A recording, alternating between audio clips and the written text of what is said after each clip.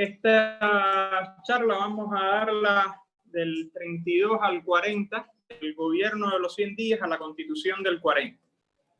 Antes de empezar la charla, yo quisiera abordar rápido algo que está sucediendo ahora en Cuba, porque me parece que es algo que se ha ido saliendo incluso de las manos de quienes estamos participando de la campaña. Hay una campaña humanitaria tratando de ayudar a Cuba con la lucha contra la COVID-19. Tenemos más de 6.000 casos diarios y desde una amplia sociedad civil empezó a hacerse una especie, digamos, una gran campaña humanitaria. Desgraciadamente ha sido un poco que manipulada políticamente por ambas partes, y lo más triste quizás en parte es que el gobierno ha calificado a quienes estamos en todo esto como estamos orquestados por la CIA. Doblemente lastimoso escenario que estamos viviendo, porque por una parte la cuestión sanitaria, por otro la incomprensión de ambas partes, y afecta gravemente al desarrollo de la sociedad, la nueva sociedad civil que ha nacido recientemente. Lo único que me queda claro es que confío en que el gobierno cubano sepa manejar esto de la mejor manera posible, y de hecho estamos avanzando con la vacuna Abdala. Me acabo de vacunar hoy la segunda dosis y aquí me ven, estoy vivo, es decir, no tengo ninguna consecuencia secundaria. Estas tensiones entre la sociedad civil y el gobierno cubano solamente me hacen pensar en Lenin cuando decía que mientras exista el Estado no habrá libertad, y cuando haya libertad no existirá el Estado, porque algo que podía ser tan sencillo se ha complejizado tanto. Vamos a empezar entonces ya entrando en materia de la historia de Cuba. La vez pasada nos habíamos quedado en el asesinato de Julio Antonio Mella en 1929, y ahora empezaremos con la caída de Machado, que fue el 12 de agosto del 33. Pero antes de llegar a la caída de Machado del 12 de agosto del 33, tenemos que hablar de por qué cae Machado, cómo cae Machado. Empezaremos diciendo que entre el 29 y el 33 se va a hacer una amplia oposición, que van a terminar siendo casi todos una oposición armada. En agosto del 31, un grupo de generales nacionalistas, por decirlo así, que habían sido uno de ellos presidente de Cuba, Mario García Menocale, en agosto del 31 hacen un levantamiento infructuoso, tienen que exiliarse. Quedan entonces tres grandes agrupaciones. Es el ABC, que era una especie de organización de una izquierda populista, vamos a decir así. El directorio estudiantil universitario es otra organización centrada nada más en la Universidad de La Habana o en los estudiantes universitarios, porque va a tener un impacto grande en la caída de Machado y va a constituir gobierno incluso tras la caída de Machado. Y el Partido Comunista son esencialmente más los sindicatos, van a ser las principales ramas de oposición, que de una manera u otra van a terminar casi todos haciendo vía armada. También está un personaje que va a ir cobrando cada vez más fuerza, que su vida va a ser interrumpida a través de la vía armada, que es Antonio Guiteras. Antonio Guiteras tendrá una organización y un programa político que hay un detalle muy interesante, y es que va a ser prácticamente replicado por Fidel, debido, ustedes verán, en el 32, en el 33, y acá en Santiago de Cuba, y el cuartel también que está en Carlos Manuel de Cepeda en Bayamo. Se alza para la sierra, y cuando cae Machado hace toda una gira desde Santiago hasta La Habana. Es decir, un procedimiento muy similar a saltar Moncada y Bayamo, irse para la sierra y recorrer toda La Habana de regreso. Incluso la muerte de Guiteras está dada porque pretende hacer también algo similar, irse al exilio y desembarcar para subir a la Sierra Maestra. Es decir, Fidel tuvo como una especie de inspiración guiterista muy grande, entre otras cosas, porque el guiterismo va a impactar directamente en la corriente política de la cual va a salir Fidel después, que es la ortodoxia chivasista. Pero bueno, eso es más adelante. El caso es que estamos ya en agosto del 33, en julio del 33, El gobierno de Machado está en una crisis total. No solamente le ha retirado el apoyo los partidos tradicionales, ya vemos comunistas obvios están en contra, sindicatos están en contra. El ala izquierda estudiantil, que es el brazo universitario del Partido Comunista, también está actuando con fuerzas, y sucede algo que es que lo que tenía, el principal respaldo que tenía Machado, que era Estados Unidos, también le va a retirar el apoyo y va a enviar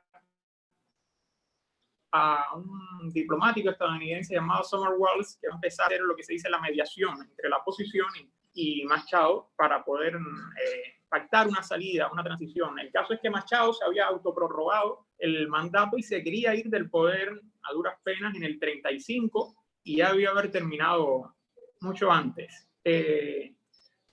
Sucede entonces que el 28 de julio de 1933 el sindicato de los trabajadores de los ómnibus empieza una huelga, digamos, casi que espontánea, sin ninguna coordinación a nivel nacional. Y con esa huelga del 28 de julio del 33, más o menos espontánea, va a empezar toda una huelga cada vez más creciente, ya esta vez coordinada por los sindicatos del Partido Comunista, y va a estar presente una organización que hasta el momento había pasado quizás inadvertida. Muchas gracias. Había pasado quizás inadvertida, que es la oposición comunista de izquierda, es decir, el trotskismo. El trotskismo va a jugar un papel importantísimo en la caída de Machado. Desgraciadamente ha sido algo que en la historia oficial cubana se ha silenciado.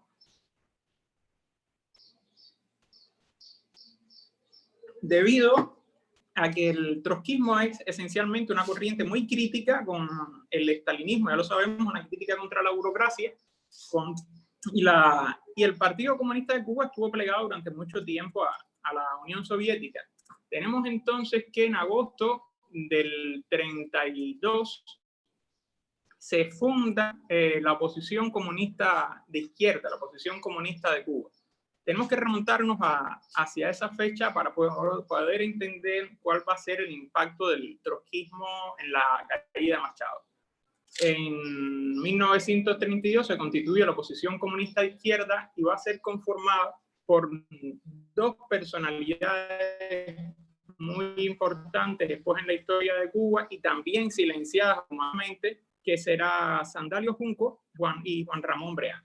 Sandalio Junco es un sindicalista comunista afrodescendiente que ha marchado a la Unión Soviética, enviado por el Partido Comunista, y quien está al frente de la Internacional Sindical Roja es Andreu Nin, que a la sazón era secretario de Trotsky, secretario político de Trotsky, que se había pasado paulatinamente hacia la posición comunista, es decir, a la posición de izquierda que estaba constituyendo Trotsky.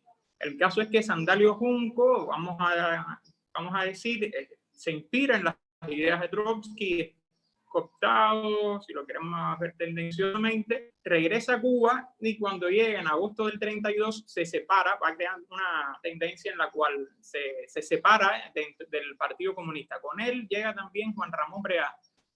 Juan Ramón Breá es quizás uno de los personajes más interesantes de la época y que, silenciado completamente, estamos hablando del primer y único poeta surrealista de Cuba, que va a conocer a Andreu Nin. Ya cuando Andreu Nin es expulsado de la Unión Soviética, va a conocerlo en Barcelona, en una prisión en Barcelona, una prisión modelo, en 1931. Juan Ramón Breá va a traer para Cuba una serie de literatura trotskista, va a ser el primero que va a venir con literatura trotskista, aunque dicen que Julio Antonio Mella también trajo literatura trotskista cuando regresó de Bélgica, pero bueno, ya sabemos que Mella no tuvo digamos, una militancia orgánica con el trotskismo, algo que sí iba a hacer Juan Ramón Breá cuando llega, que va a contactar a Sandalio Junco, Juan Ramón Breá y Marcos García Villarreal. Marcos García Villarreal era el dirigente máximo del ala izquierda estudiantil, es decir, la organización comunista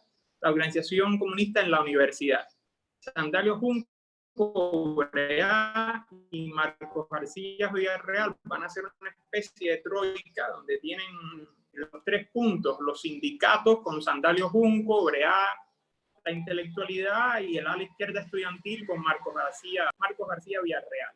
Eso es en agosto del 32. Ya estamos ahora en agosto del 33, está la huelga general andando, que empezó el 28 de julio, y en algún momento de agosto, del 8 de agosto, el Partido Comunista pacta con el dictador Gerardo Machado. ¿A qué se debe esto? La dirección del Partido Comunista de Cuba entendía que era mejor dialogar o negociar o convivir con un dictador débil, sometido, o al menos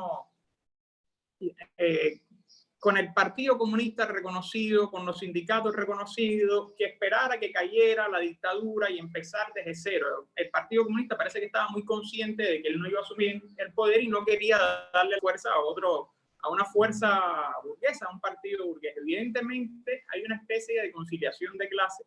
El tema es que el 8 de agosto, 4 días después caería Machado, el 8 de agosto el Partido Comunista en el Palacio Presidencial pacta con Machado y le dice: vamos a parar la huelga, no vamos a continuar la huelga, pero me tienes que legalizar el partido, tienes que legalizar los sindicatos, y una serie de reclamos que le plantea Machado. La Federación Obrera de La Habana, que va a ser dirigida por los trotskistas, sí va a continuar la huelga, pero va a ser incluso aliada por los trotskistas, por los comunistas, que van a tratar de impedir a toda costa que se continúe desarrollando la huelga.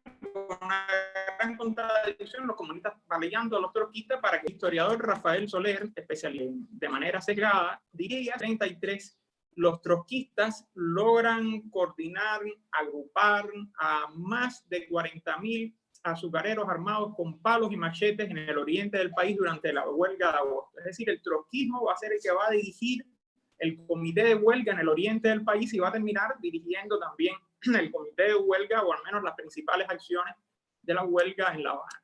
Repito, es lastimoso que aún todavía en Cuba se haya, a estas alturas, se silencie esto y aparezcan todavía algunos textos de la historia oficial diciendo que esto es propaganda anticomunista, cuando estamos hablando de los hechos en sí.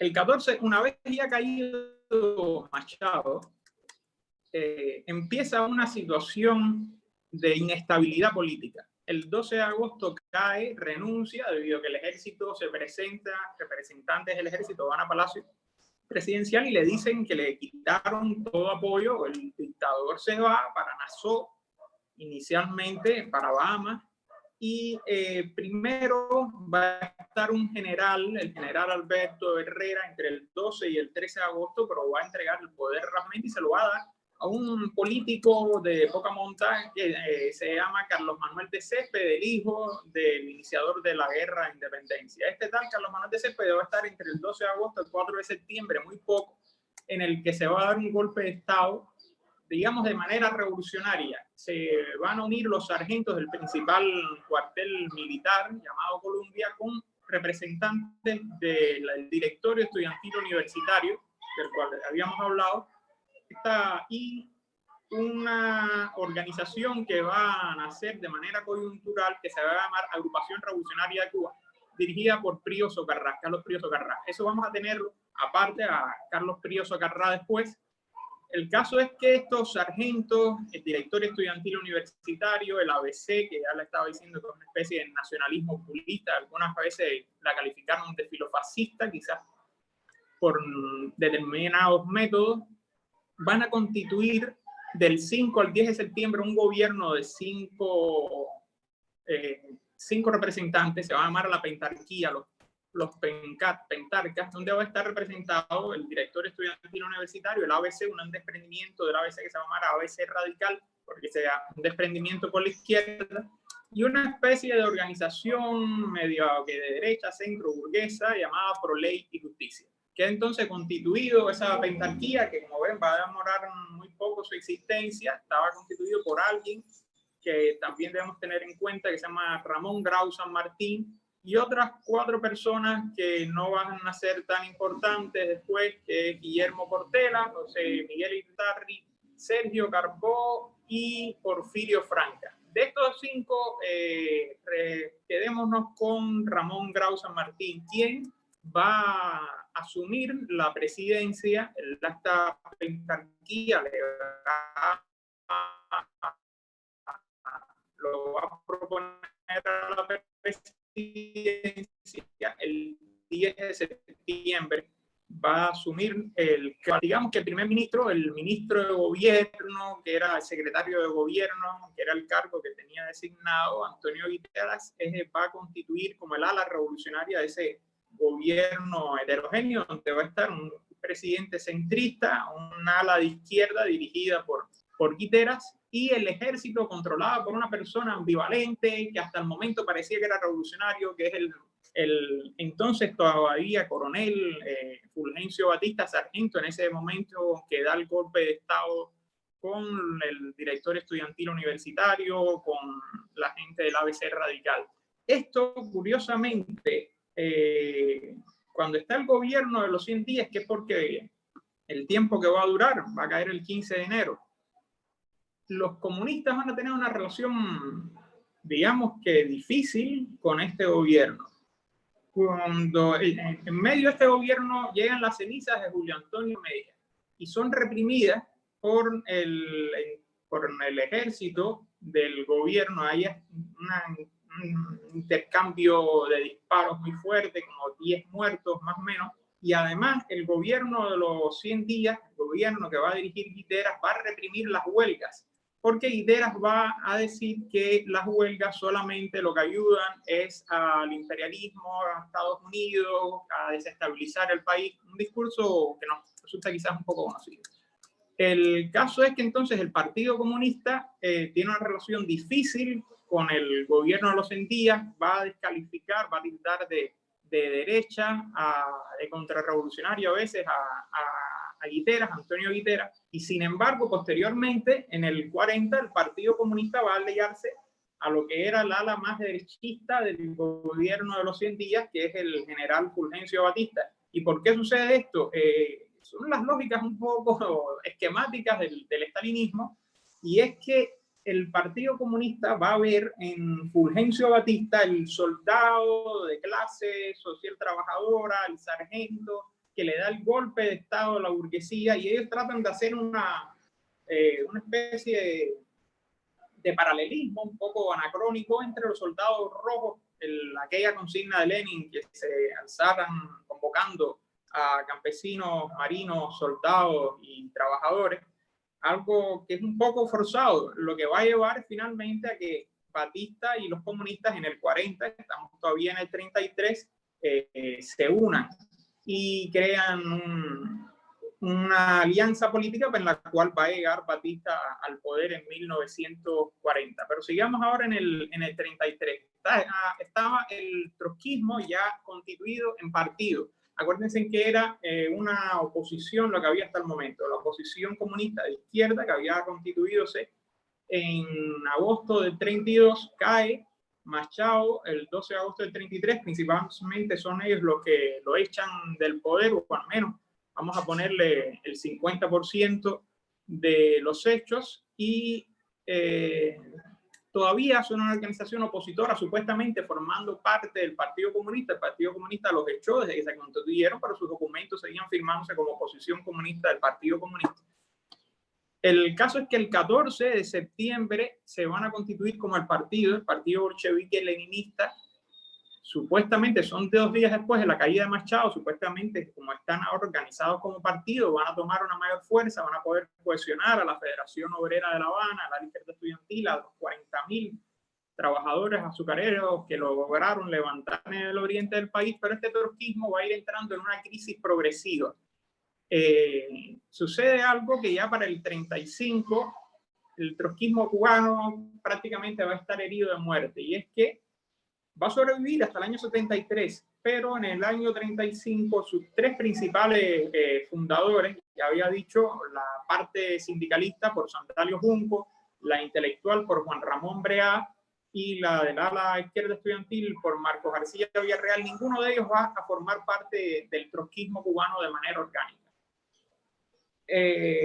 Primero porque en el año 34, cuando cae el gobierno de los 100 días, Guiteras va a constituir una organización revolucionaria que se llama la Joven Cuba, y Grau va a constituir un partido reformista que se proponía también construir el socialismo, igual que la Joven Cuba, se llamaba el Partido Revolucionario Cubano Auténtico.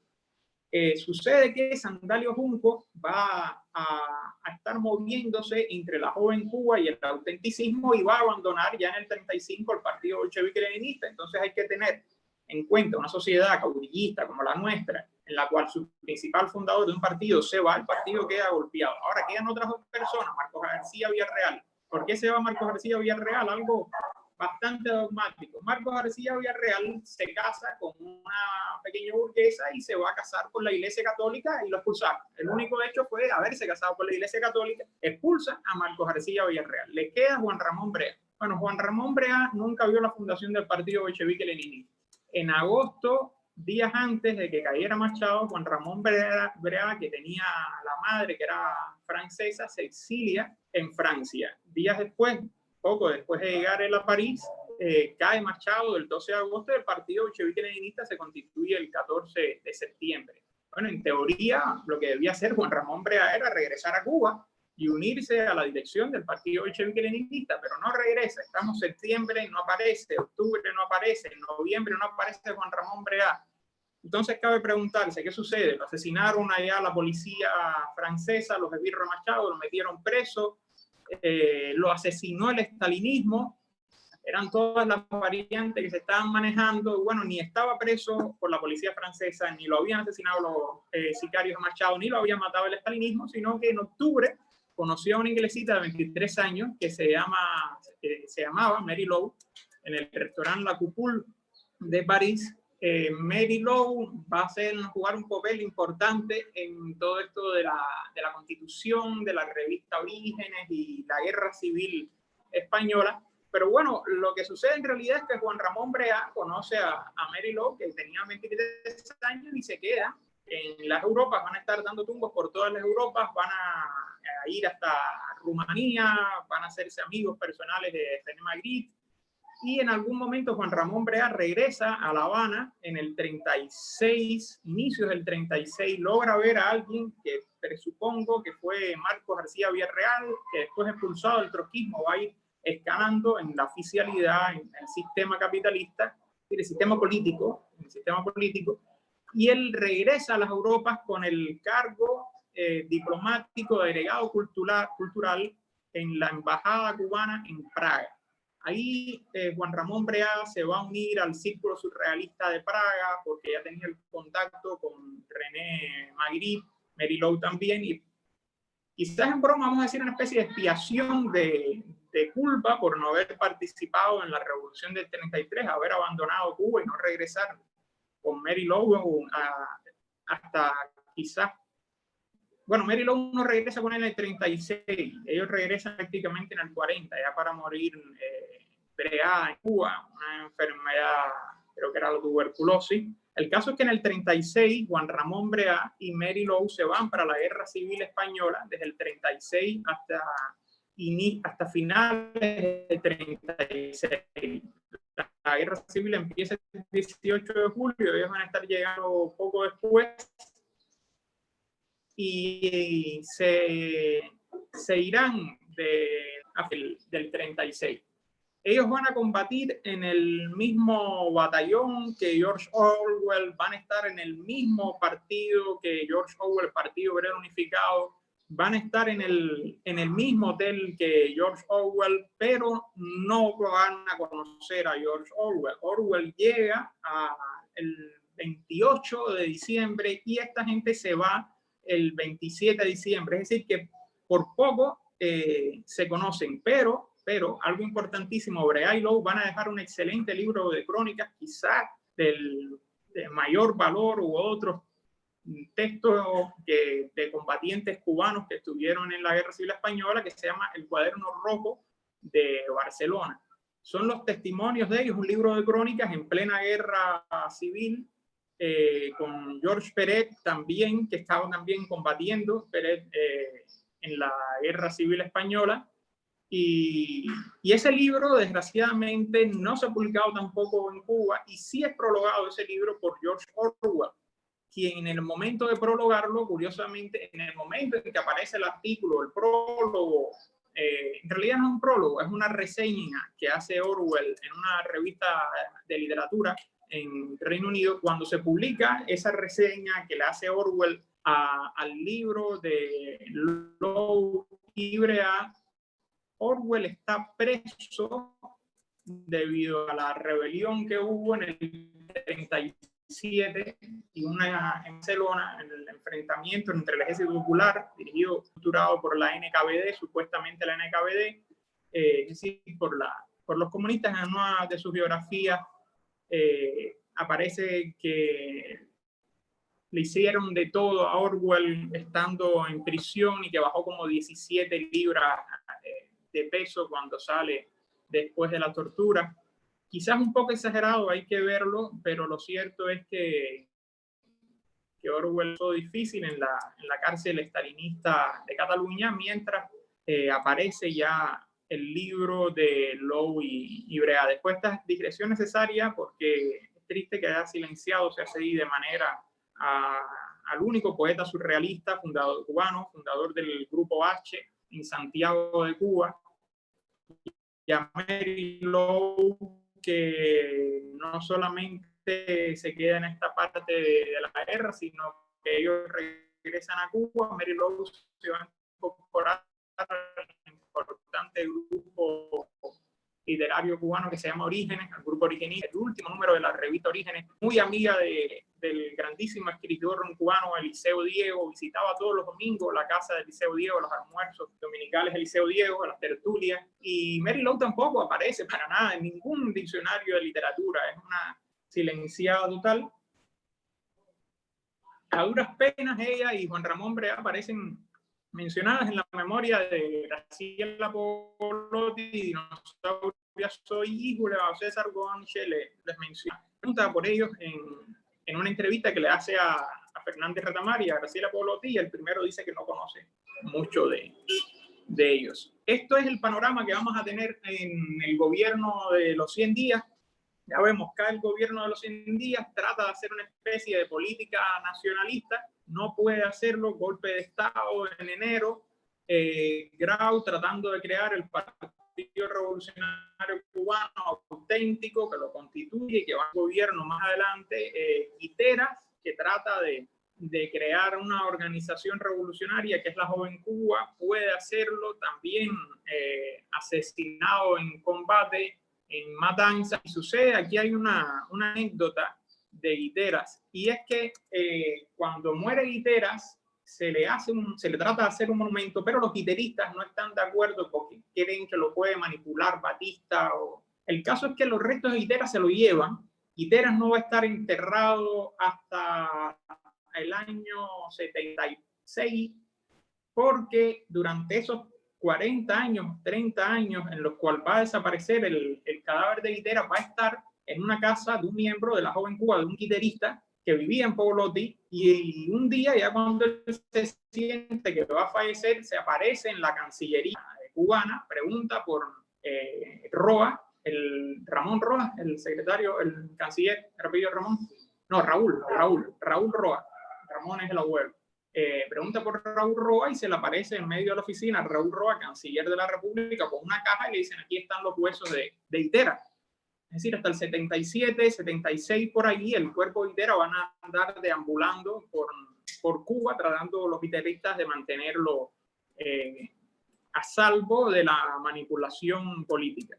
Ya con el golpe de Estado del 15 de enero que se le da al gobierno de los 100 días, va a venir una sucesión de gobiernitos estériles manejados por Batista, que uno de ellos, para poner de evidencia el momento crítico que se está viviendo va a durar horas. Es el periodista Manuel Márquez Sterling, el 18 de enero va a tomar posesión y no le va a dar tiempo siquiera a mudarse de su casa a Palacio Presidencial, porque se le va a aparecer la policía en el carro, le va a decir párese, ni llega a Palacio Presidencial que ya está destituido.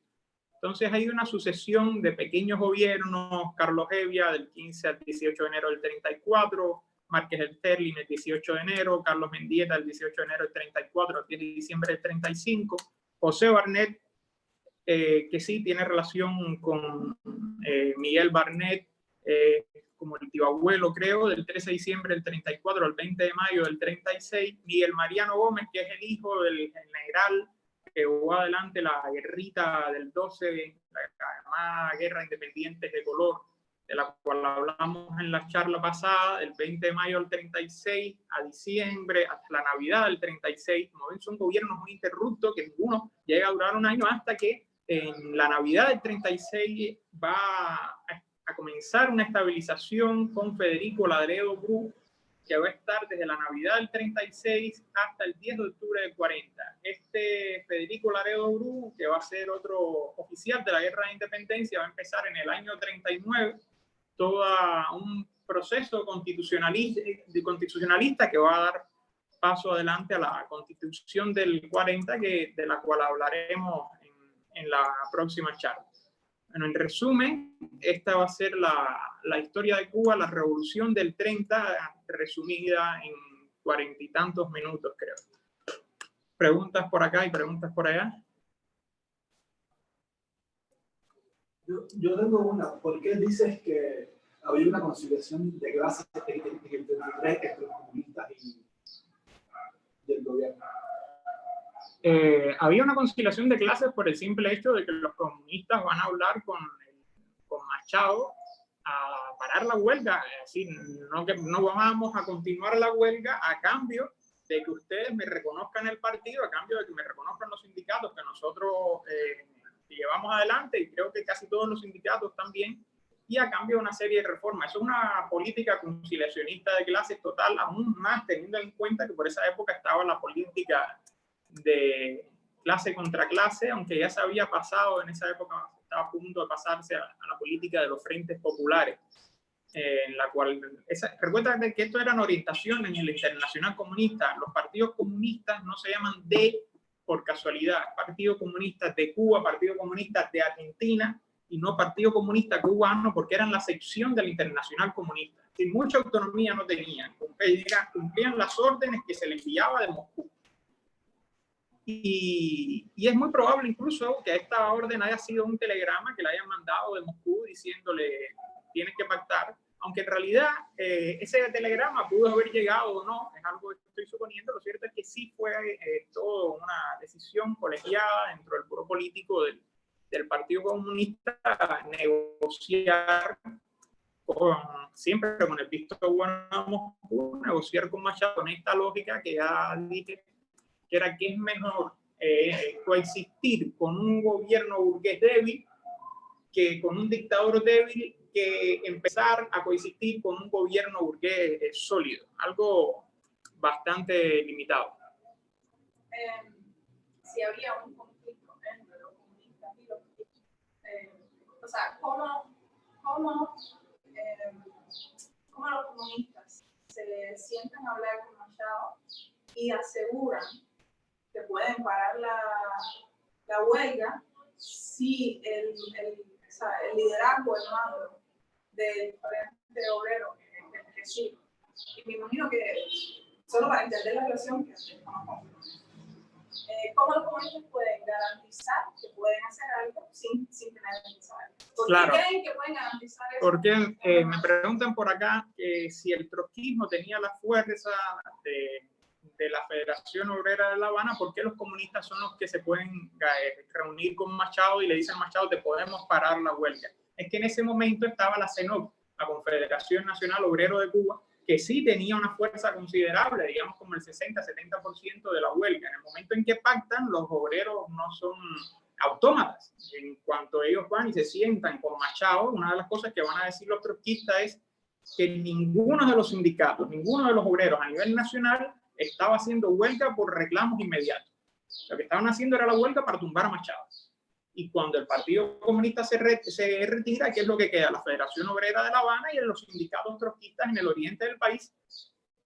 Simple, los comunistas no van a seguir, quienes pueden seguir adelante son los trotskistas, y en el momento los comunistas siempre subvaloraron y subvaloran a los trotskistas, y ellos pensaron que retirándose ellos de esa mentalidad verticalista, estalinista, yo me retiro y a lo otro no va a funcionar. Es terrible que y a veces tengo miedo que eso se llegue a otras realidades, que sin ellos no se puede hacer nada, ¿no? Y eso fue lo que sucedió. Ellos pensaron que sin ellos no se podía hacer nada, le entraron a tiros a las sedes de los sindicatos de la Federación Obrera de La Habana, y la Federación Obrera de La Habana continuó la huelga.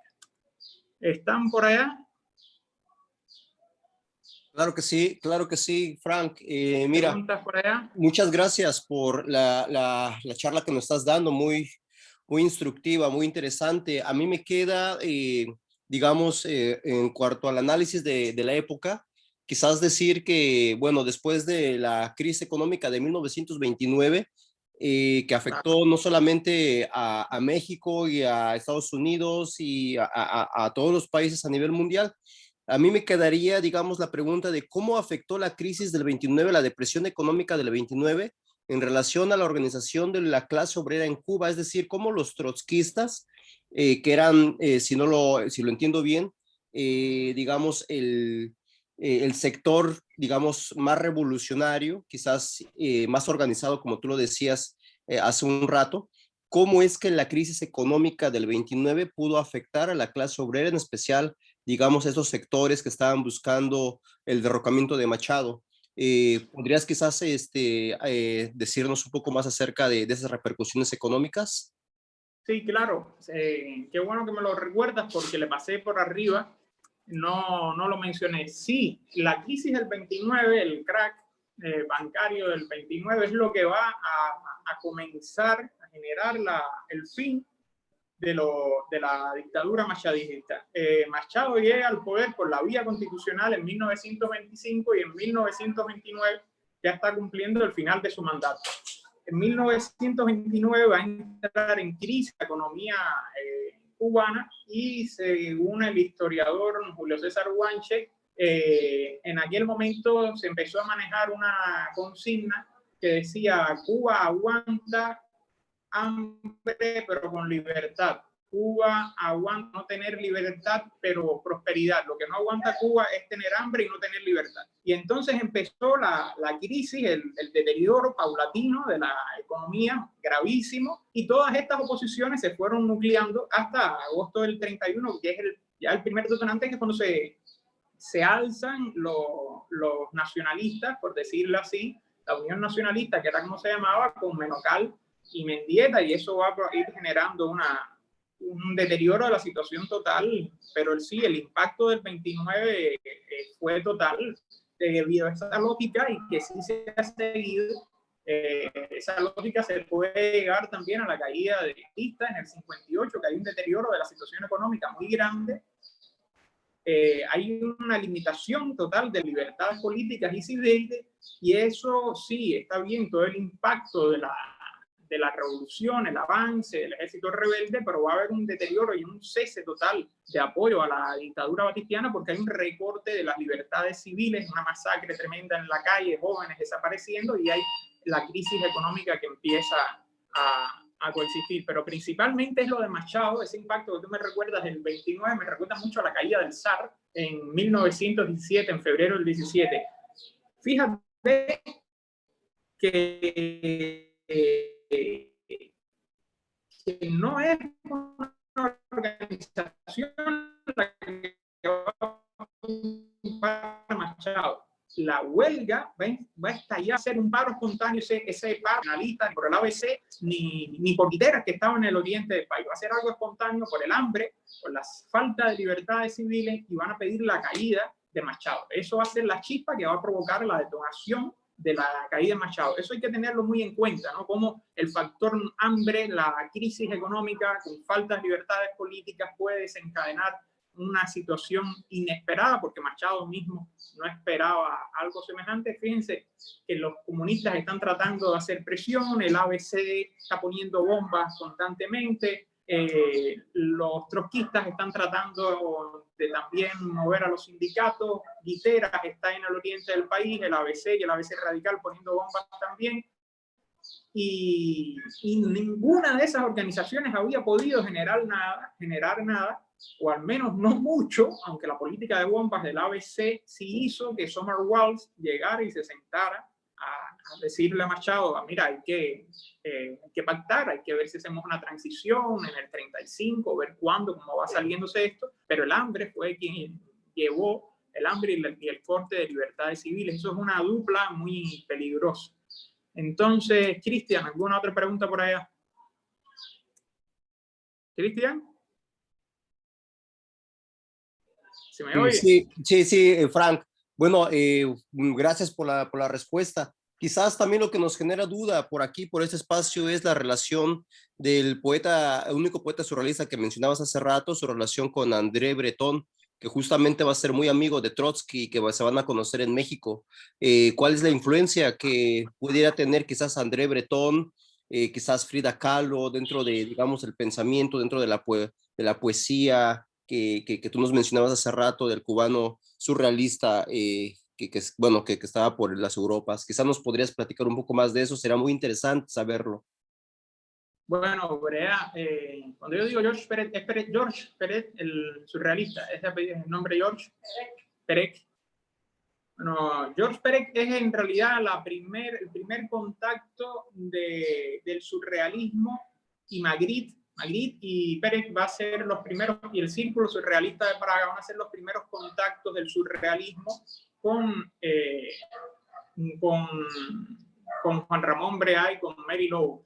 Ahí hay un detalle interesantísimo con Mary Lowe, y es que ella va a ser la niña bien mantenida por sus padres. Ella va a estudiar en un colegio privado en Suiza, y después a los 18 años Mary Lowe decide irse a Francia con un dinero que le da los padres y trabajar en una librería. Sí, después hay un vínculo estrecho entre Brea y Breton. Entre Brea y Breton va a haber un vínculo estrecho, y es que acordémonos que el surrealismo políticamente se parte al medio. Hay un grupo, un sector como con Luis Aragón, que se va a ir por el Partido Comunista, que va a terminar siendo Aragón un compañero de viaje del Partido Comunista, y Breton, que se va a ir con Trotsky, y por ahí también va a salir René Magritte. El Brea va a tener ideas. Surrealismo va a impactar de manera muy curiosa en Brea. Ellos fundan en París el Instituto Cultural Marxista, Brea y Mary Lowe. Van a impartir una serie de conferencias en París. Ese instituto nunca va a existir, nunca va a tener una sede física, sino son una serie de conferencias que van a estar dando en París, y Brea va a tener la lógica, sin mayor apoyatura, que es que el ser humano constantemente está teniendo sexo, está teniendo relaciones sexuales constantemente. La lógica de Brea es que si las células se van reproduciendo, están teniendo relaciones sexuales, algo así, más o menos, y que entonces el ser humano es un ser sexual constantemente.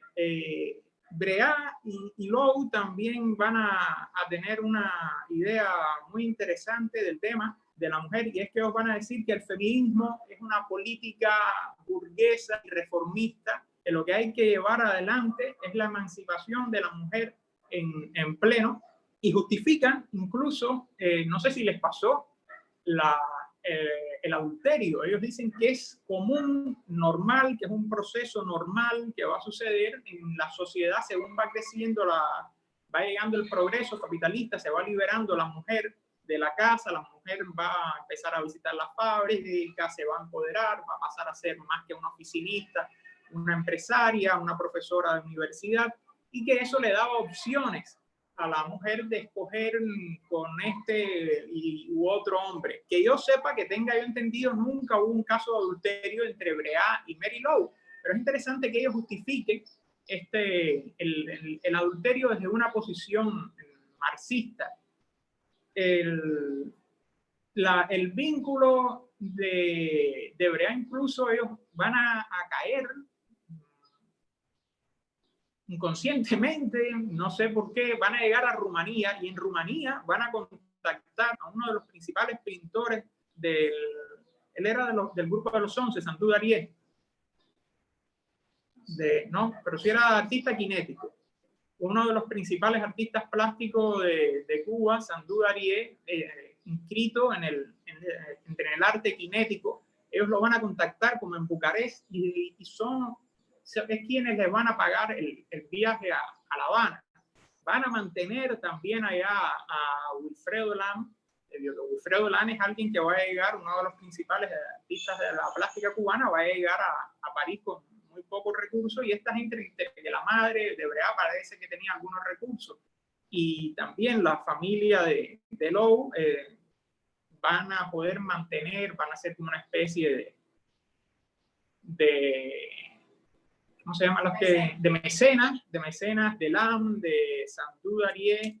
Y hay algo interesantísimo, que es que no van a guardar vínculo estrecho con Alejo Carpentier, que es uno de los grandes de la literatura cubana. Podemos decir que el siglo XX, la literatura cubana es José Lezama Lima, Carpentier y Cabrera Infantes y Reinaldo Arenas.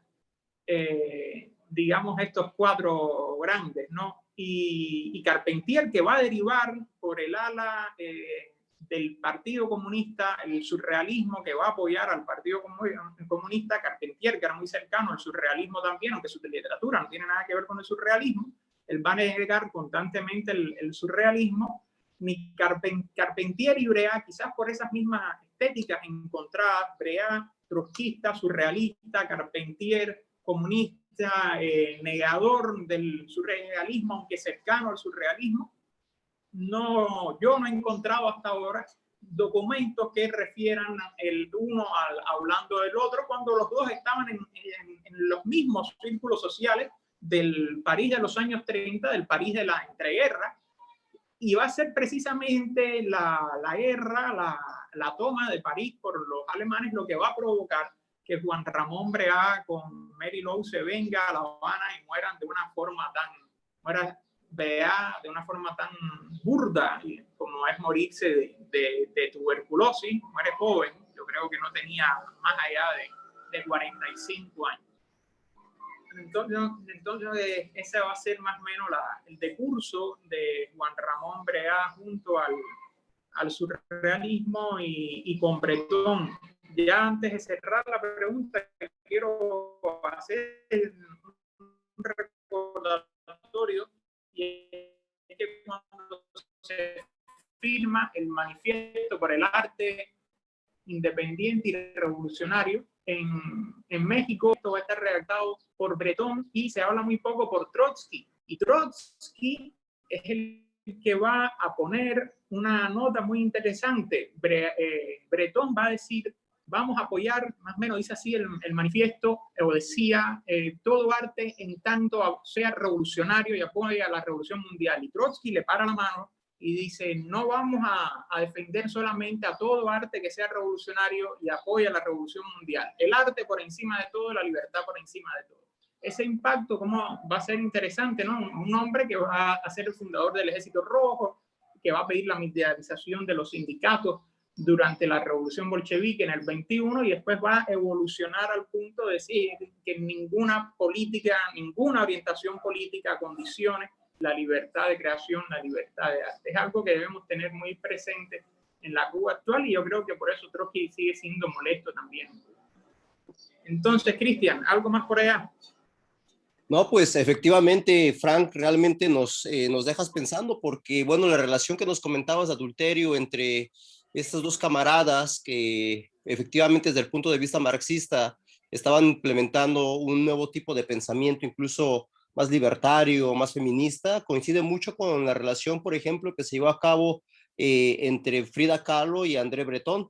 O sea, en relación al adulterio me refiero, ¿no? Con lo que estabas mencionando con Trotsky. De hecho, Trotsky ahí tenía, digamos, sus conflictos internos cuando se entera que Frida Kahlo pues tiene, digamos, algún tipo de relación con André Breton. Es decir, que nosotros desde el punto de vista revolucionario podríamos ver cómo efectivamente en esa época los compañeros, las compañeras llevaban a cabo dentro de su vida cotidiana cierto tipo de relaciones que en ese tipo de sociedades, por ejemplo la mexicana, pues no se veía, digamos, bien. Incluso los compañeros revolucionarios también tenían como, evidentemente, dentro de las incidencias de que la sociedad implica tener una moral, una ética, etcétera, pues se ven inmersos dentro de este tipo de conflictos personales, internos. Es interesante, pues, cómo entre diferentes latitudes podemos encontrar relaciones de adulterio entre diferentes tipos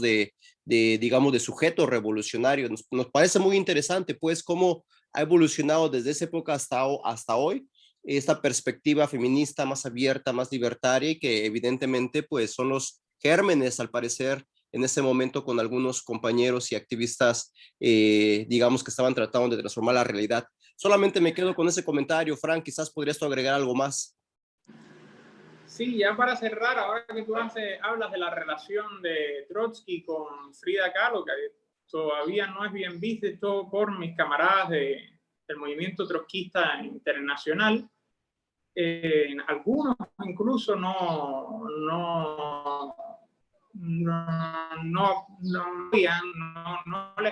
les de mucho agrado la figura de Frida Kahlo.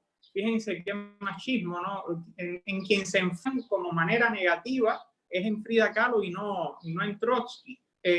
Aquí sí quiero hacer una salvedad. El caso de Frida Kahlo con Trotsky no es ningún ejemplo de amor libre, porque es el típico concepto de infidelidad, escondiéndose ambos. Hay un libro muy bueno publicado en los 80 en México o a inicios de los 90, que es un grupo de correspondencias que se va a mantener entre Natalia Sedova, la compañera de León Trotsky, y Trotsky. Y va a haber ese constante reproche de ambas partes, Trotsky arrepintiéndose, autoculpándose, Natalia, Nadia, como le decían también, reprochándoselo. Y es algo interesantísimo. Ese cargo de conciencia lo va a tener Trotsky hasta sus últimos momentos, cuando va en la ambulancia, según me cuenta el nieto, amigo mío, Trotsky le decía insistentemente a Natalia: yo siempre te amé, discúlpame, yo siempre te amé. Queda esa visión que siempre digo que no es un ejemplo de amor libre entre Frida Kahlo y León Trotsky. Y como detalle quiero puntualizar que no es lo mismo las relaciones incluso que tenía Diego Rivera con Frida Kahlo, de un supuesto amor libre, donde era más bien una relación tóxica, donde constantemente había un reproche mediado por una especie de machismo y una especie de emancipación por parte de Frida Kahlo en contra de ese sistema cis heteropatriarcal.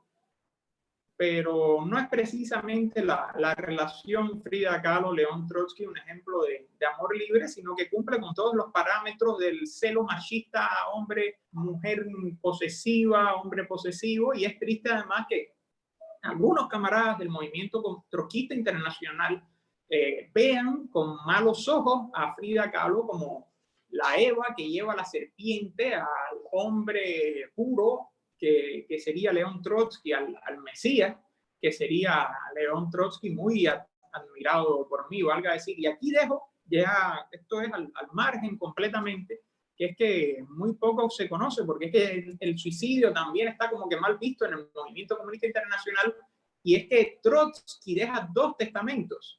Los testamentos sí son conocidos, lo que no se sabe por lo general es el origen del testamento, y es que Trotsky padecía de presión alta y él teme terminar su vida como Lenin, paralítico, que no puede valerse por sí mismo, y valora seriamente el suicidio 2 veces días antes de que Ramón Mercader lo asesinara.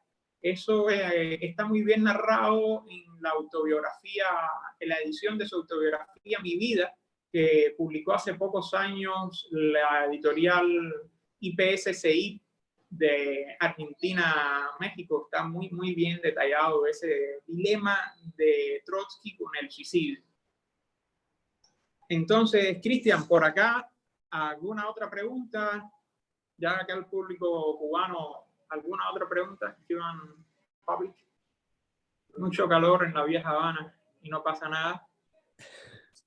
No, pues por aquí ya no hay preguntas, Frank. Realmente muy interesante la conversación que nos estás compartiendo, la historia de Cuba, que evidentemente nos deja mucho que reflexionar, y también este tipo de comentarios que nos haces en relación al arte y los compañeros que, bueno, en ese entonces, como tú bien dices, y comparto el punto de vista que acabas de mencionar en relación a ese tipo de relaciones que evidentemente no son libertarias y son, más bien reproducen la cuestión machista y patriarcal que en diferentes sociedades se lleva a cabo. Completamente de acuerdo, y te agradecemos evidentemente pues el espacio que nos estás brindando para conocer más sobre Cuba, sobre su historia, sobre sus luchas, sobre todo el proceso de transformación que se sigue llevando a cabo por esos lares. Así que te agradecemos enormemente que nos estés dando este espacio de poder escucharte. Muchas gracias, Frank. No, muchas gracias, Cristian. Muchas gracias a Nueva Realidad y muchas gracias también a la revista digital Tremenda Nota, que condescendientemente siempre nos presta su redacción, su director Michael González Vivero y sus corresponsales Nelson, y siempre la ayuda a mi amiga y productora Cindy Estelvería, aunque ella trata de pasar al margen a veces y no quiere llamar la atención. Un saludo grande y ya nos vamos viendo el otro fin de semana, porque mañana que debía tocar la tercera charla, hay cuestiones, otros compromisos laborales. Entonces nos estamos viendo. Pues muy bien, Frank, muchas gracias. Abrazos a todos y a todas que están allá, y muchas gracias nuevamente. Que tengas muy buen día. Hasta pronto. Hasta pronto, camarada. Pero no se haya molestado. ¿Vuelta? ¿Vuelvo? ¿Cómo se vuelve acá?